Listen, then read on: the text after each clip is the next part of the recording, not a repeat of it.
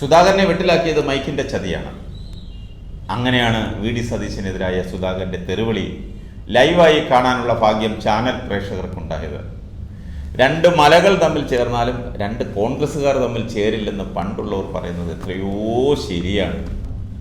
തെരഞ്ഞെടുപ്പിന് മുന്നോടിയായി അണികളെ ഇളക്കാൻ സുധാകരനും സതീശനും ചേർന്ന് കാസർഗോഡ് നിന്ന് സമരാഗ്നി യാത്ര തുടങ്ങിയപ്പോഴേ അവരെ അടുത്തറിയാവുന്നവർ പറഞ്ഞു, അഗ്നി തലസ്ഥാനത്ത് എത്തിച്ചേരുന്നതിന് മുമ്പ് അടി ഉറപ്പാണ്. അതുപോലെ സംഭവിച്ചു. ആലപ്പുഴയിൽ അത് അച്ചട്ടായി മാറി.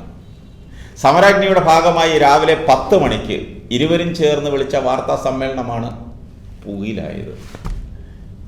അവിടെ വെച്ചാണ് സുധാകരൻ പുലിവാല് പിടിച്ചത്. കൃത്യസമയത്ത് പത്രക്കാർ ഹാജരായി. സുധാകരൻ എത്തിയത് 10:40.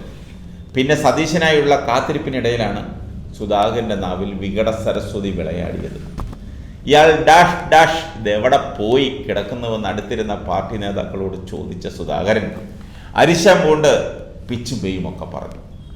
മൈക്ക് ഓണാണ് എന്നൊക്കെ അടുത്തിരുന്നവർ ആവർത്തിച്ച് ചെവി കടിച്ചപ്പോഴാണ് ആശാന് സ്ഥലകാലബോധം തിരിച്ചു കിട്ടിയത്.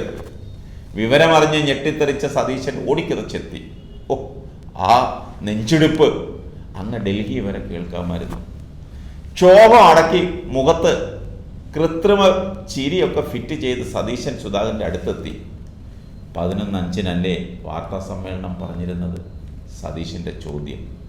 ഇത് കേട്ട സുധാകരൻ്റെ ഉത്തരം മുട്ടി അന്തം വിട്ട് മറ്റു നേതാക്കളും. കാരണം സുധാകരൻ പൊട്ടിത്തെറിച്ചാലോ. ഇതിനിടെ സതീശൻ ഹൈക്കമാൻഡിനെ വിളിച്ച് രാജ്യഭീഷണി മുഴക്കിയെന്നും കെ.സി. വേണുഗോപാൽ ഇടപെട്ട് അനുനയിപ്പിച്ചെന്നും അതല്ല വിരട്ടിയതാണെന്നൊക്കെ ചാനലുകളിൽ ബ്രേക്കിംഗ് ന്യൂസ്, ഫ്ലാഷ് ന്യൂസ് ഇങ്ങനെ കാണിച്ചുകൊണ്ടേയിരുന്നു. അതോടായപ്പോൾ സുധാകരൻ്റെ കുരു പൊട്ടി. ഒടുവിൽ ഞങ്ങൾ ജ്യേഷ്ഠാനുജന്മാരെ പോലെയാണെന്നും പിണക്കമില്ലെന്നും ഇരുവരും പത്രക്കാരോട് ആണയിട്ടു. അത് ഒരുമിച്ചായിരുന്നില്ലെന്ന് മാത്രം.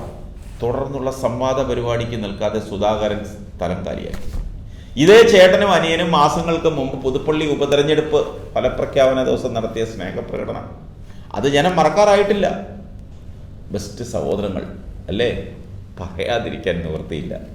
എങ്കിലും ഒരു കാര്യം ശരിയാണ്, ചട്ടിയും കലവുമാവുമ്പോൾ തട്ടിയും മുട്ടിയും കിടക്കും.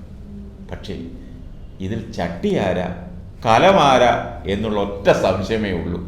ഏതായാലും ഈ തെരുവിളിയോടെ നഷ്ടമായത് സുധാകരന് മാത്രമാണ്. മാനനഷ്ടം, സ്ഥാനനഷ്ടം. അതായത് KPCC പ്രസിഡന്റ് സ്ഥാനം തെറിക്കാൻ പോകുക. അത് ഏത് നിമിഷവും ഉണ്ടാകും. എന്തായാലും സതീശ സഹോദര, സുധാകരനോട് ഇത്രയും വേണ്ടായിരുന്നു. അത്രയേ പറയാനുള്ളൂ.